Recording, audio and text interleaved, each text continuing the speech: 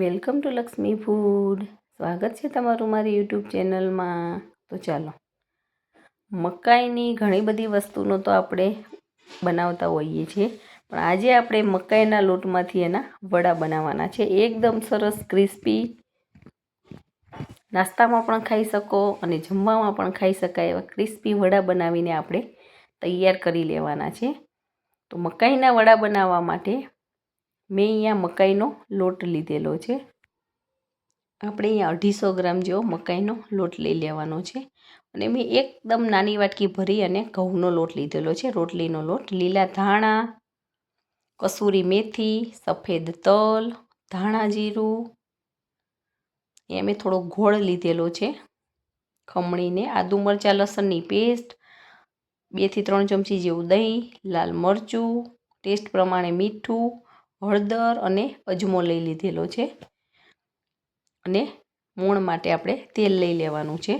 તો સૌથી પહેલાં એક વાસણની અંદર આપણે મકાઈનો લોટ એડ કરી લેવાનો છે. એની અંદર આપણે રોટલીનો લોટ, કેમ કે મકાઈનો લોટ કરકરો હોય અને એ ફાટી જાય છે, એનાથી વડા આપણા સારા નથી બનતા. એનું સરસ ટેક્સચર મેન્ટેન રહે એના માટે આપણે રોટલીનો લોટ થોડોક એડ કરવાનો છે. હવે આદુ મરચાં લસણની પેસ્ટ હું આની અંદર એડ કરી દઉં છું. થોડીક જ મેં કસૂરી મેથી લીધેલી છે. જો તમારે લીલી મેથી હાજર હોય તો તમે લીલી મેથી પણ નાખી શકો છો અને ના નાખવી હોય તો તમે સ્કીપ પણ કરી શકો છો. હવે એની અંદર લીલા ધાણા એડ કરી લેવાના છે. ટેસ્ટ પ્રમાણે મીઠું એડ કરી દેવાનું છે. અડધી ચમચી જેવી હળદર, 1 ચમચી લાલ મરચું પાવડર, કેમ કે આપણે લીલા મરચાં એડ કરેલા છે, 1 થી 1.5 ચમચી જેવું ધાણા જીરું, 1 ચમચી જેવા સફેદ તલ, આનો ટેસ્ટ બહુ જ સારો લાગે છે, અને અડધીથી પોણી ચમચી જેવો અજમો લઈ લીધેલો છે અને હાથથી આવી રીતે મસળી અને આમાં એડ કરી દેવાનો છે, જેથી કરીને આપણને વડા ભારે ના પડે. હવે એની અંદર મેં મીડિયમ ખાટું દહીં લીધેલું છે. આપણે ગોળને આવી રીતે કતરણ કરી અને લઈ લેવાનો છે અને દહીં લેવાનું છે. ગોળ આની અંદર નાખશો એનાથી આનું ટેસ્ટ બહુ જ સરસ આવશે. મકાઈના લોટમાં ફરજિયાત મકાઈના લોટની વસ્તુ બનાવો એમાં ગોળ એડ કરો તો બહુ જ સરસ ટેસ્ટ આવે છે, એકદમ મીઠાશ આવે છે એની અંદર. હવે આની અંદર આપણે તેલનું મોણ એડ કરી દેવાનું છે. 2 પાવડા મેં અહીંયા તેલ લઈ લીધેલું છે અને આ બધી જ વસ્તુને સરસ આપણે પહેલાં હાથથી મિક્સ કરી લેવાનું છે, કેમ કે એની અંદર મોણ ને દહીં ને બધું નાખ્યું છે એટલે આપણો લોટ ઘણો ખરો તો આમાંથી પલળી જશે. એટલે પાણી નાખવાની આપણે ઉતાવળ નથી કરવાની. પહેલાં બધી જ વસ્તુને સરસ મિક્સ કરી લેવાની છે, ત્યારબાદ એમાં પાણી ઉમેરવાનું છે. જો તમે આ લોટ એકલા છાશમાં બાંધવા માંગતા હોય તો પણ બાંધી શકો છો, પણ મેં અહીંયા દહીં નાખ્યું છે એટલે હું લોટને પાણીથી જ બાંધી લઉં છું. તો તમે જોઈ શકો છો એકદમ સરસ લોટ આપણો સરસ મિક્સ થઈ ગયેલો છે. હવે ધીમે ધીમે થોડુંક પાણી નાખતા જઈશું અને આવી રીતે હાથથી મસળતા જઈ અને આપણે લોટને બાંધી લેવાનો છે. પાણી વધારે ના પડી જાય એનું ખાસ ધ્યાન રાખવાનું છે, જેથી કરીને ધીમે ધીમે આપણે પાણી એડ કરતા જઈશું અને હાથથી આવી રીતે લોટ મસળતા જઈએ અને આવી રીતે ભેગો કરતું જવાનું છે.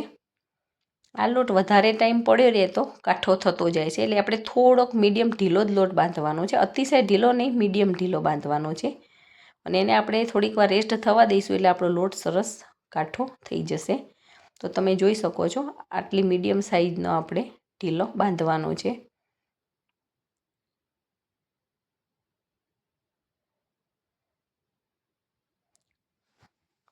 આપણો લોટ બંધાઈ જાય ત્યાં સુધી જો તમે હજી સુધી મારી ચેનલને સબસ્ક્રાઈબ નથી કરી તો ફટાફટ સબસ્ક્રાઈબ કરી દેજો, અને જો તમને વિડીયો પસંદ આવે તો વિડીયોને લાઈક કરજો અને તમારા ગ્રુપમાં ચોક્કસથી શેર કરજો,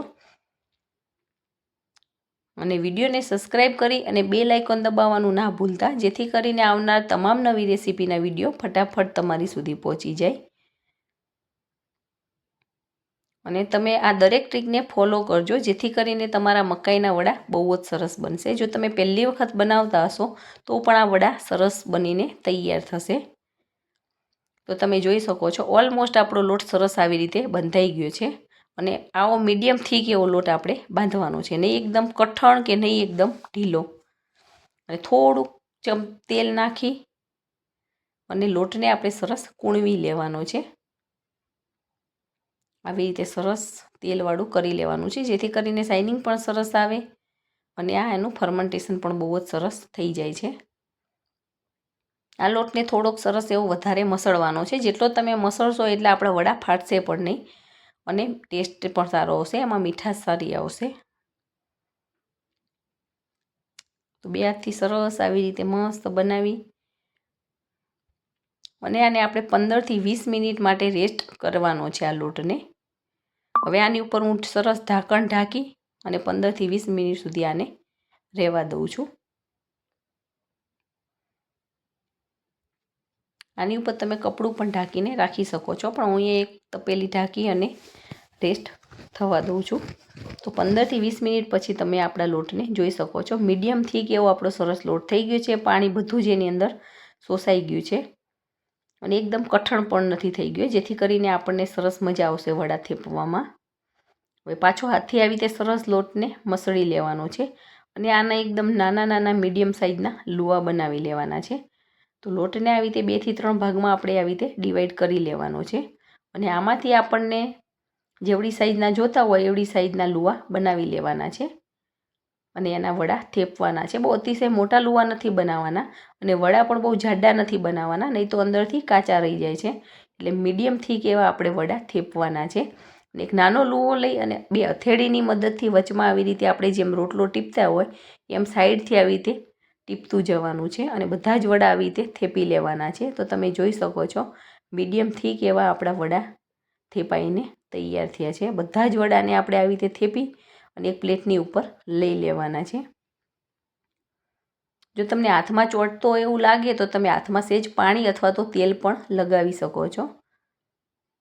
લોટ આપણો એકદમ સરસ ડ્રાય થઈ ગયો છે એટલે ચોંટવાની બહુ તકલીફ નથી રહેતી, પણ જો એવું કંઈ લાગે તો તમે થોડુંક તેલ લગાવી શકો છો.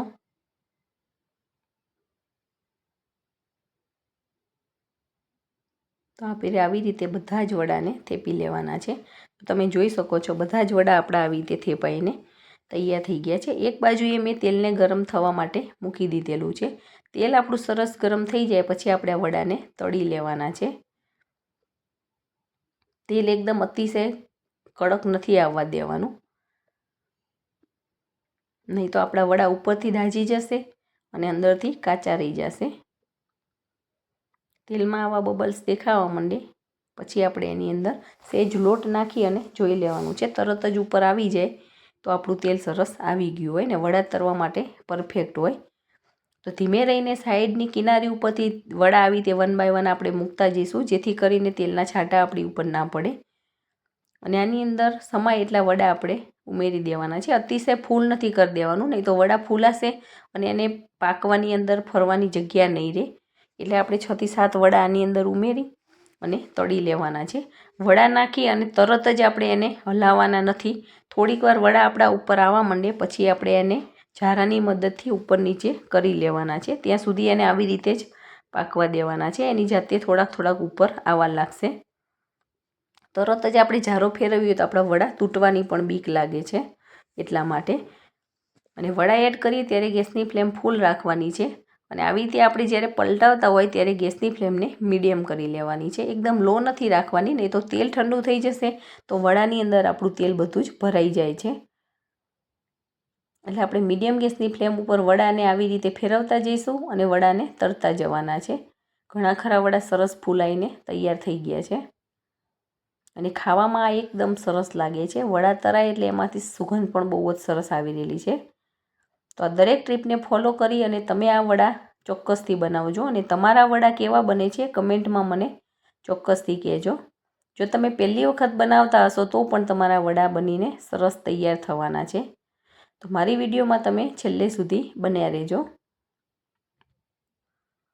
અને થોડાક ગોલ્ડન બ્રાઉન કલરના થાય ત્યાં સુધી આપણે વડાને તળવાના છે. એકદમ ડાર્ક કલર નથી કરી દેવાનો, થોડાક ગોલ્ડન જ થવા દેવાના છે.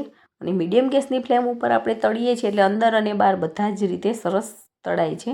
કાચા રહેવાની જરાય બીક નથી રહેતી.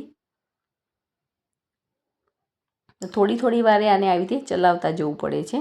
તો તમે જોઈ શકો છો ગોલ્ડન બ્રાઉન કલરના આપણા વડા તળાઈ ગયા છે. તો હવે આપણે નિતારી અને એક પ્લેટમાં કાઢી લેવાના છે અને એક સર્વિંગ પ્લેટની અંદર લઈ અને આપણે લસણની ચટણી, ગ્રીન ચટણી સાથે, કોથમીર મરચાંની ચટણી સાથે, શેજવાન ચટણી, ટોમેટો કેચઅપ સાથે આપણે આને સર્વ કરી શકીએ છીએ. તમે આની સાથે દહીં કે ચા પણ ખાઈ શકો છો. તો જોતાં જ ખાવાનું મન થઈ જાય એવા મકાઈના વડા આપણા બનાવીને તૈયાર છે. તો તમે પણ બનાવો ને એન્જોય કરો. Thank you.